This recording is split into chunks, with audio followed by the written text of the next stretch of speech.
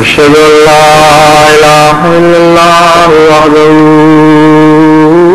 لا شريك له أشهد أن محمدا عبده ورسوله أما بعد فأعوذ بالله من الشيطان الرجيم بسم الله الرحمن الرحيم الحمد لله رب العالمين الرحمن الرحيم مالك يوم الدين إياك نعبد وإياك نستعين اهدنا الصراط المستقيم صراط الذين أنعمت عليهم غير المغضوب عليهم ولا الضالين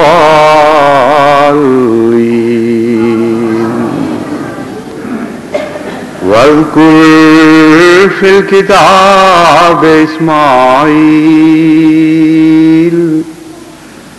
إنه كان صادق الوعد وكان رسولا نبيا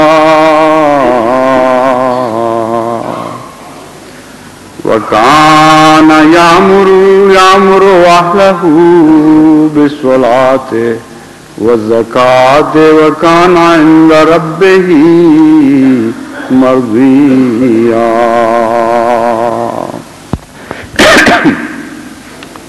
عبادت وہ مقصد ہے جس کے لیے قرآن کریم کے بیان کے مطابق سب جن و انس کو پیدا کیا گیا. عبادت کے متعلق عموماً یہ خیال پایا جاتا ہے کہ اس کا تعلق محض حقوق اللہ سے ہے، اور بعض کھوکھلی نظر سے دیکھنے والوں نے، سطحی نظر سے دیکھنے والوں نے یہ اعتراض بھی کیا کہ اللہ تعالیٰ نے تو صرف اپنی خاطر اپنے سامنے جھکانے کے لیے بنی نوع انسان کو پیدا کیا ہے، اس سے ہمیں کیا فائدہ؟ یہ اللہ تعالیٰ کی گویا ان کے نزدیک خود غرضی ہے. لیکن امر واقعہ یہ ہے کہ عبادت کے مفہوم کو اگر حقوق اللہ کے طور پر بھی دیکھا جائے تب بھی تمام تر فائدہ ان بندوں کا ہے جو عبادت کرتے ہیں. لیکن محض حقوق اللہ نہیں ہے عبادت. عبادت میں حقوق العباد بھی شامل ہیں. چنانچہ وہ نماز جو ہمیں عبادت کے طور پر سکھائی گئی وہ ایک سنگم ہے حقوق اللہ کا اور حقوق العباد کا. اس میں اللہ کے حقوق بھی سکھائے گئے ہیں اور بندے کے حقوق بھی بتائے گئے ہیں. ان الصلاۃ تنہی عن الفحشاء والمنکر، یہ جو فحشاء اور منکر سے باز رکھنے کا پہلو ہے نماز کا، یہ تو خالصتاً بندوں کے حقوق ہیں جو نماز سکھاتی ہے. جہاں تک حقوق اللہ کا تعلق ہے، عبادت کا مفہوم یہ ہے کہ انسان اپنے رب کی پیروی کرے. عبد کہتے ہیں غلام کو جو آقا کے تابع ہو جائے، اس کا اپنا کچھ نہ رہے، سب کچھ اس کے مالک کا ہو اور وہ اس کی پیچھے پیچھے چلے. تو یہ جو مضمون ملتا ہے کہ اللہ تعالیٰ کا رنگ اختیار کرو، اس کی صفات کو اختیار کرو، یہی دراصل عبادت کا مقصود ہے. کلیتاً اپنے رب کے پیچھے چلنا اور ایک اعلیٰ ذات کی نقالی کرنا ان معنوں میں کہ اس کی صفات رفتہ رفتہ اپنے وجود پر رنگ پکڑنے لگیں، یہ ہے عبادت کا مفہوم.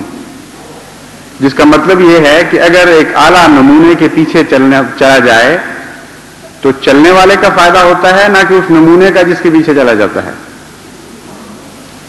ماڈل پیش کیے جاتے ہیں دنیا کے سامنے، اس ماڈل کے مطابق بننے کی کوشش کرو، اس سے ماڈل کو کیا فائدہ؟ فائدہ تو اس کو ہوتا ہے جو اس ماڈل کے پیچھے چل کر اپنی تزئین کرتا ہے، اپنی بدیاں دور کرتا ہے، اپنے اندر نیا حسن پیدا کرتا ہے۔ تو عبادت کا مفہوم یہ ہے کہ اللہ تعالیٰ کا ذکر کرو اور اس ذکر کو اپنے اعمال میں ڈھالنے کی کوشش کرو۔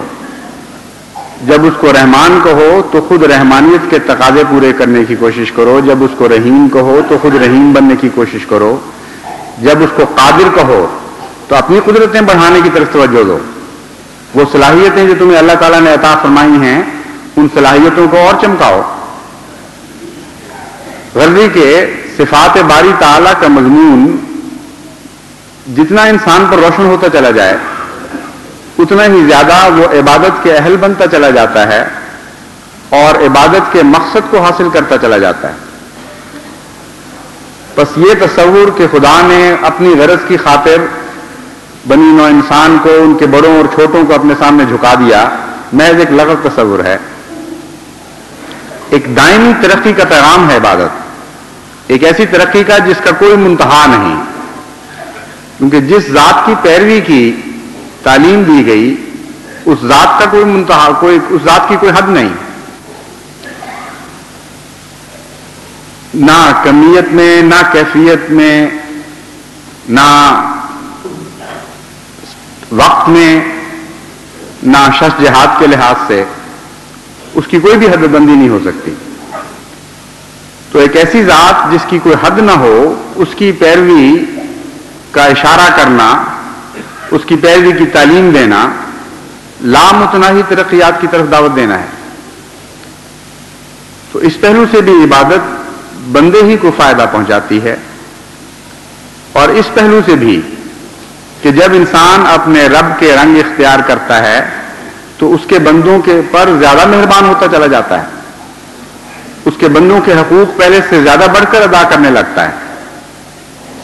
حضرت صلی اللہ علیہ وآلہ وسلم جو کامل اسوہ بنائے گئے وہ اسی طریق پر کامل اسوہ بنے کہ اپنے رب کی تمام صفات حسنہ کو، اور رب کی صفات حسنہ ہی ہوا کرتی ہیں، اپنی ذات میں اس کے ہر پہلو میں اس طرح سرایت کر دیا کہ گویا ایک خدا نما وجود بن گئے، ایک ایسا خدا نما وجود جس کا تصور بھی پہلے انسان کے لیے ممکن نہیں تھا۔ تب وہ بندوں کے لیے مہربان ہوئے، بالمؤمنین رؤوف الرحیم، اور ساری دنیا کے لیے رحمت بن گئے۔ چنانچہ بندے کو جب خدا کی صفات عطا ہو جائیں تو اس کے ہاتھ میں پھر اللہ تعالیٰ بندوں کی تقدیر پکڑا دیا کرتا ہے۔ اسی مضمون کو بیان کرتے ہوئے حضرت مسیح موعود علیہ الصلوۃ والسلام فرماتے ہیں کہ کوئی نبی خدا کی مالک یوم الدین کی صفت میں ایسا شریک نہیں ہوا ان معنوں میں کہ خدا نے اس کو ملکیت عطا فرمائی ہو، جس طرح حضرت محمد مصطفیٰ صلی اللہ علیہ وآلہ وسلم، کیونکہ آپ نے کامل طور پر خدا کے ہو گئے، یہاں تک کہ خدا کی مخلوق کامل طور پر آپ کے سپرد کر دی گئی۔ ان معنوں میں آپ مالک یوم الدین بنائے گئے، اور اسی مضمون کو جب آگے چلا کر دیکھتے ہیں تو معلوم ہوتا ہے کہ قیامت کے دن وہ شفاعت کرنے والا وجود یعنی حضرت محمد رسول اللہ صلی اللہ علیہ وآلہ وسلم کیوں شفاعت کے لائق ٹھہرایا گیا۔ اس دنیا میں آپ مالک بننے کے اہل قرار دیے گئے، تب اس دنیا میں آپ کو شفاعت کا حق دیا گیا، کیونکہ بغیر کسی استحقاق کے بخشش یہ ملکیت کے سوا ممکن نہیں۔ اور سب سے زیادہ جو اپنے رب مالک کے قریب تھا وہ حضور اکرم صلی اللہ علیہ وآلہ وسلم تھے۔ بس جتنا زیادہ کوئی عبادت کرتا چلا جائے، اگر وہ صحیح معنوں میں اور حقیقت میں عبادت کرتا ہے، اتنا ہی زیادہ وہ بندوں کے حقوق ادا کرنے والا بن جاتا ہے، اور جتنا عبادت سے غافل ہو اتنا غاصب ہوتا چلا جاتا ہے۔ اتنا ہی زیادہ وہ سوسائٹی کے لیے دکھ کا موجب بنتا چلا جاتا ہے. یہ ہے عبادت کا حقیقی مفہوم جو ہمیں قرآن کریم سے ملتا ہے. اس پہلو سے اگر غور کریں تو معلوم یہ ہوتا ہے کہ عبادت تمام نیکیوں کا سرچشمہ ہے، خواہ وہ حقوق اللہ سے تعلق رکھتی ہوں، خواہ وہ حقوق العباد سے تعلق رکھتی ہوں، اور تمام بدیاں اس سرچشمے سے بے تعلقی کا نام ہے.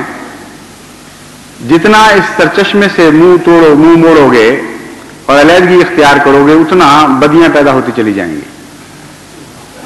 یہ خلاصہ ہے انسانی زندگی.